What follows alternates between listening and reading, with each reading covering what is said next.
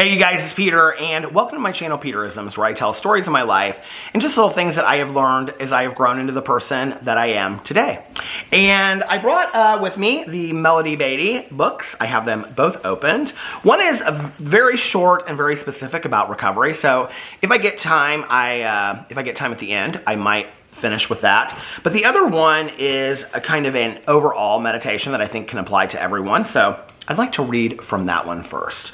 And this is from Journey to the Heart by Melody Beatty. February 4th, see how powerful you are. People who believe they're victims get to be right. Each experience they have convinces them of that. They don't open themselves to the lessons, the growth, and the beauty of each situation they encounter. All they can see is their victimization. Many of us have done the hard work to shift our belief system about being a victim. As we did that, we noticed that the scenery in our lives changed. When we believe something different, we get to see something different. People who believe they have powers get to be right too. Although we know there is much in life we can't control, we also know we have the power to think, to feel, to choose, and to take responsibility for ourselves and our lives. We're discovering our creative powers and our power to love, including our power to love ourselves. We've embraced our power to grow, to change, to move forward. We know we have the power to claim our lives and take responsibility for ourselves in any situation life brings. Although life may deal us certain hard blows, we've learned to see beyond that. We see life's beauty, gifts, and lessons, and its mysterious and sometimes magical nature. On the road to freedom, we may have made a stopover. We believed we were victims, and we got to be right. Now our journey has led us someplace else. We know we have powers, we know we have choices, and we no longer need to be right, just free. See how powerful you are. And I really, really love this meditation, and the reason why is, there have been many times in my life where I have really victimized myself, and I have really, felt like if you were in my situation, or if you had lived my life, then you would see things in a completely different way. Or if you had gone through what I went through, then you would feel sorry for me, or, you would feel bad for me, or whatnot, right? And what I know now, looking back at those times, is what does it really make any difference if anybody feels bad for me or pities me or allows me to be a victim in that moment, And that's kind of what this meditation is talking about. It's talking about you get to be a victim. Whenever you want, you can be a victim, right? You can say, look at my life. Look how bad things are, The thing is, I don't really get a lot out of being a victim, there's not much that comes with being a victim except for staying stuck.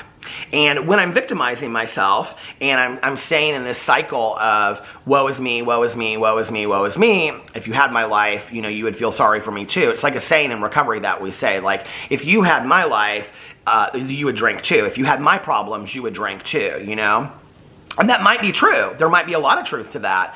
But I don't know that I want to stay stuck in that, I don't know that I want to stay stuck in that cycle of victimization and feeling sorry for myself.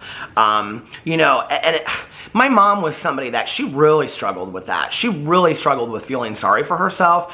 And then she would talk herself out of it, and she had therapy, and she had, a sponsor and things like that. But, she really struggled with it a lot.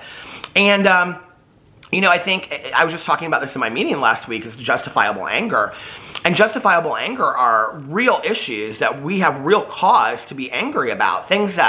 People that did us wrong. Things that happened in our lives, like abuse and neglect, Really, things that happened to us as human beings that should never have happened to us, That you never deserved to happen.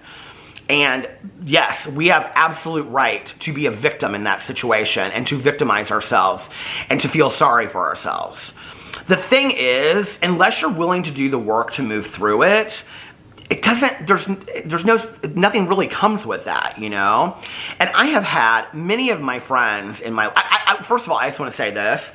I'm very, very thankful that I have had people in my life, like therapists and sponsors and friends of mine in recovery and just friends of mine in general, that have kind of like at certain times of my life when I've like really been feeling sorry for myself, said like, they've like put me on the spot and said, okay, and all of that is true, and now what?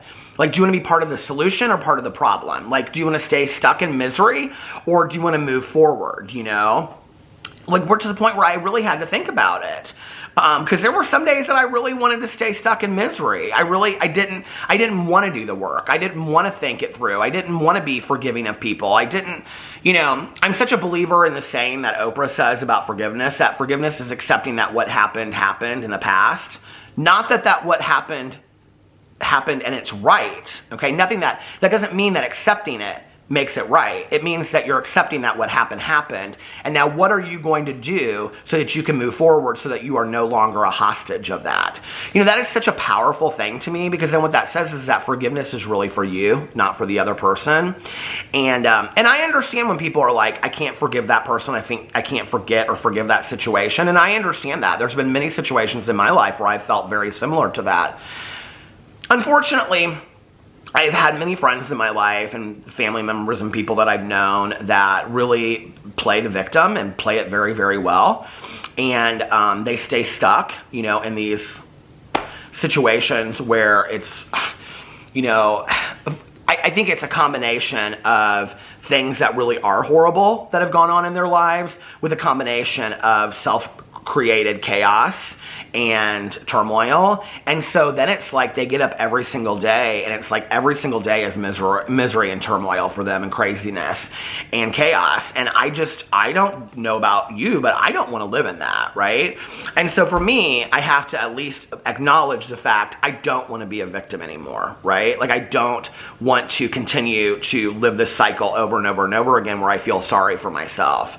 And you know, I know that this is not a popular opinion, but like for me, when I did inventory, you know, 20 years ago, and I did inventory last couple years ago, and I've done a lot of inventory in my life, the fourth column that we do in inventory and recovery is that we take a look at what our part is in that situation. And so often, like if I'm looking at a resentment that I have towards somebody, right, and I'm resentful at that person, and this is the reason why, and this is the areas of my life that it's affected, okay?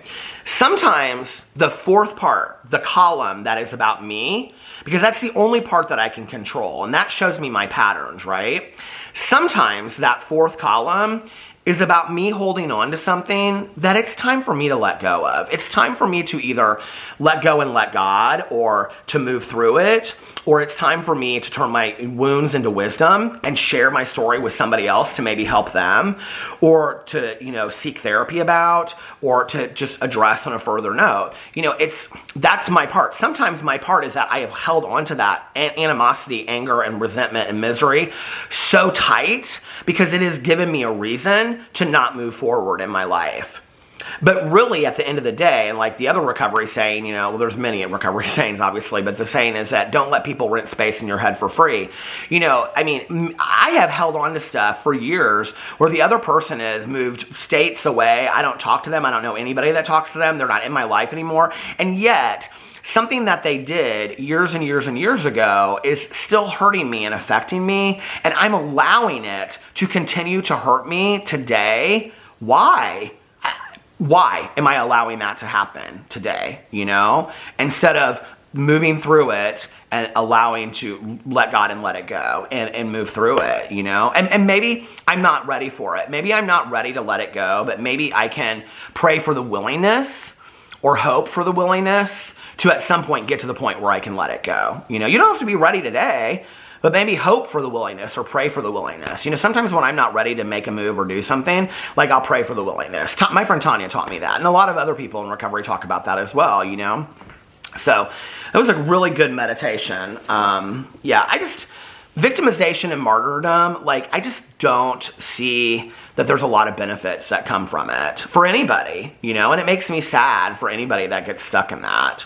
So, all right, and then let's read this one on recovery really quick because it's like a happy one, and then we can end on that. And this is from The Language of Letting Go by Melody Baby, and it's Enjoying Recovery, February 4th. What a journey. This process of growth and change takes us along an ever-changing road. Sometimes the way is hard and craggy. Sometimes we climb mountains. Sometimes we slide down the other side on a toboggan. Sometimes we rest. Sometimes we grope through the darkness. Sometimes we're blinded by sunlight. At times, many may walk with us on the road. Sometimes we feel nearly alone.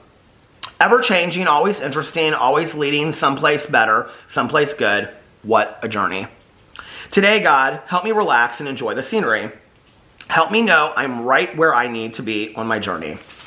It's a great meditation and a good reminder for any of us, whatever your recovery is from, whatever healing process that you're going through right now in your life, to allow yourself to enjoy today and say, today I am exactly where I need to be. I love that saying so much. Somebody said that to me early in recovery and I didn't really understand what it meant. I was like real angry in a meeting, right? And I like came out of it and they were talking to me and they said, you're exactly where you need to be. And I wanted to say, F you. Excuse my language, but I wanted to say like, F you. Like, what do you mean I'm exactly where I need to be? And what they meant was I needed to feel that anger. I needed to allow myself to be angry and to be upset and to be, PO'd and to be mad and whatever. And some days I need to be sad and some days I need to be stuck. But that doesn't mean that I have to be there forever. And I don't want to be there forever. So anyway, great meditations today. Let me know what you think about that in the comment section below. I love you guys and I'll see you tomorrow. Bye.